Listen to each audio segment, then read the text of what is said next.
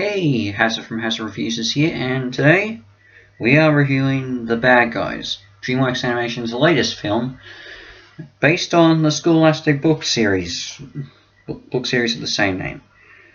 So let's start off with saying this: I have not read any of the Bad Guys story, or stories, I should say, from the book series from Scholastic.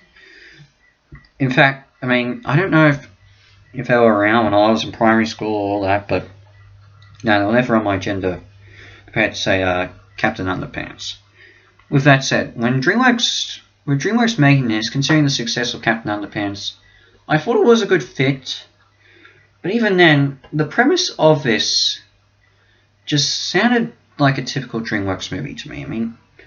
Stuff like the satire films, like Shrek and Madagascar, Shark Tale, Over the Hedge, all those sorts of films. And yeah, I have some favorites of those, but there are others that aren't really the best.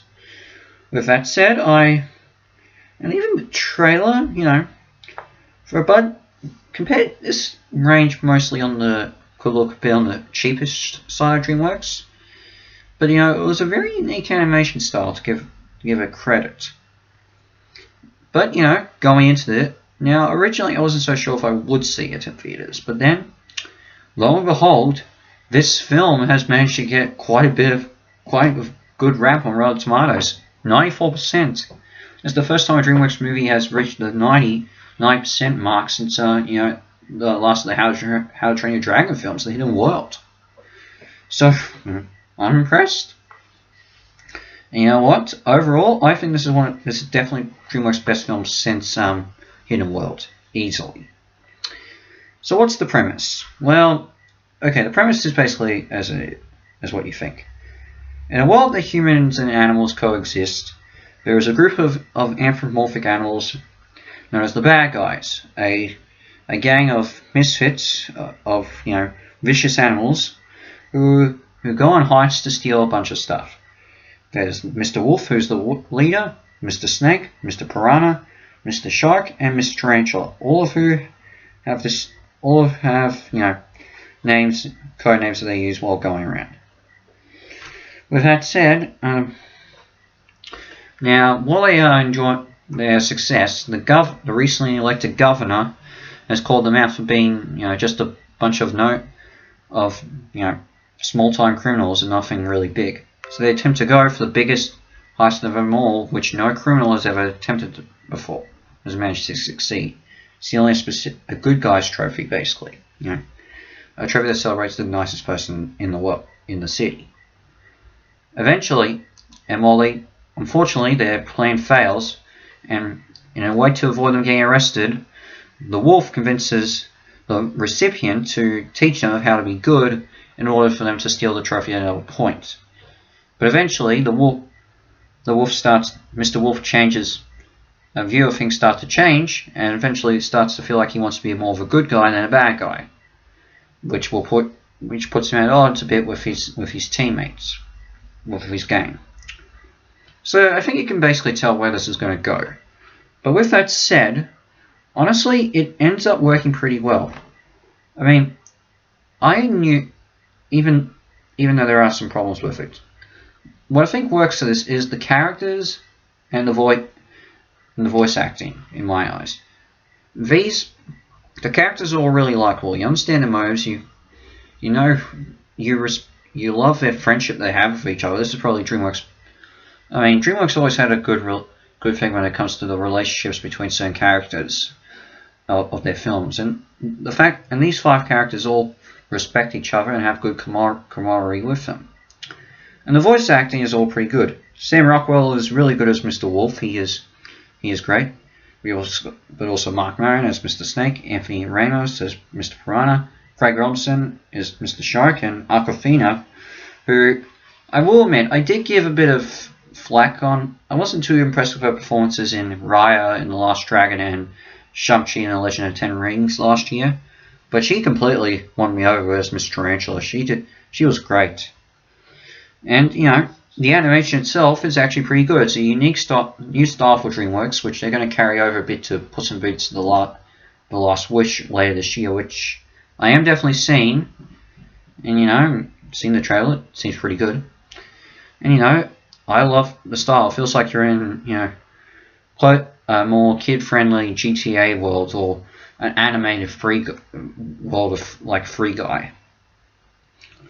The humor is pretty good, bar the certain jokes that I have to expect when it comes to films that are made usually for kids, like the fart jokes and all that.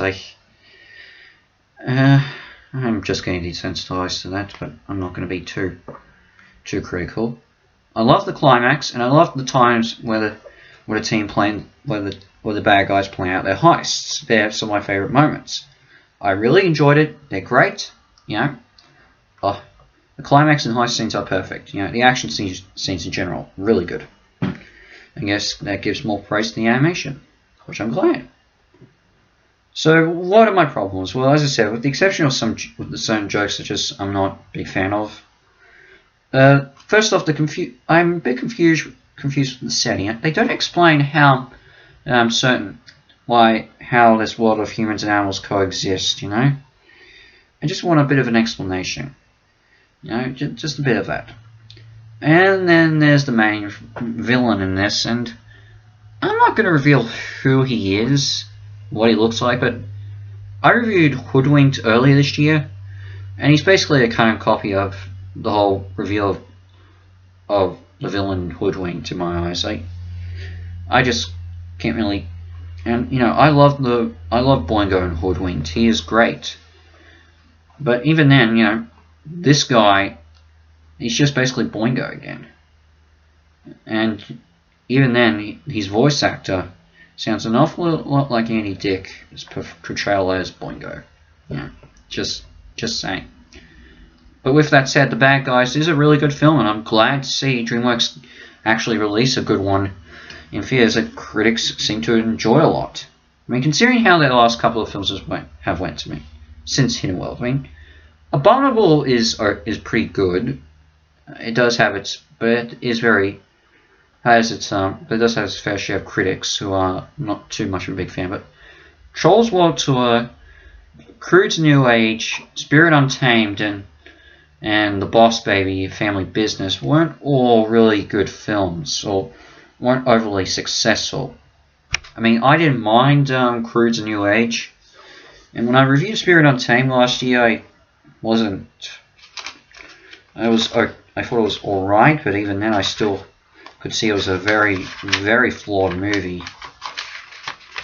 But it's good to see, I enjoyed it, but as I said, I just thought it was a flawed movie, Spirit Untamed. But I think The Bad Guys is definitely a good hit in the park for DreamWorks, and shows that they can still release good films and successful films at the moment in theaters. And considering how stingy Disney has been with their current releases, with how they're releasing a lot of them on Disney Plus, even though they are going to change that with the release of Lightyear later this year. I think it's good that DreamWorks managed to get a good hit here. Just saying. So I'm going to give this an 8.5 out of 10 hat stars. It's a solid movie. Really loved it. Not quite at the 9 out of 10, but almost there. But I think it's a really good film and definitely worth my time. So what's next on my channel? Well, I've got to go back to some requests. So yeah, that'll be my next thing. But who knows? There's probably some other things I might sprinkle in here and there. There is just, as you know, earlier this week, Kingdom Hearts 4 was announced, and oh boy, do I have I want to make a prediction video for that. But we'll just have to wait and see. In the meantime, I will see you for my next video. In the meantime, this is Hazard from Hazard Reviews out. And I'll see you next time. Ciao.